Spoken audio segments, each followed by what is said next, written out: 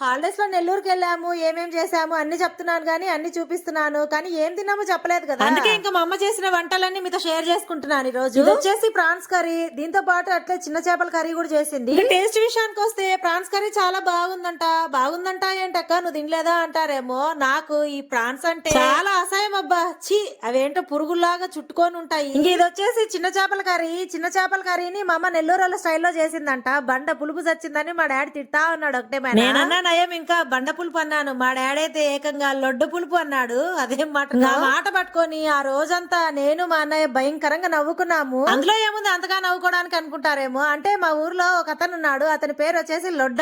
ఈ చిన్న చేపల కర్రీకి లొడ్డ కూర అని నామకరణం చేసినాం మేము. మా అమ్మ ఆ కూరలో ఏం మ్యాజిక్ చేసిందో తెలియదు, పులుపు లేకుండా పోయింది. సరిగ్గా సరిపోయిన సమానంగా. నైట్ మా అన్నయ్య కూర తిని లొడ్డగాడు ఇప్పుడు బాగున్నాడు సోని రా తిందువు అని పిలుస్తా ఉన్నాడు. ఈ వీడియోకి లైక్ చేసి సబ్స్క్రైబ్ చేసుకొని సపోర్ట్ చేయండి అబ్బా ప్లీజ్.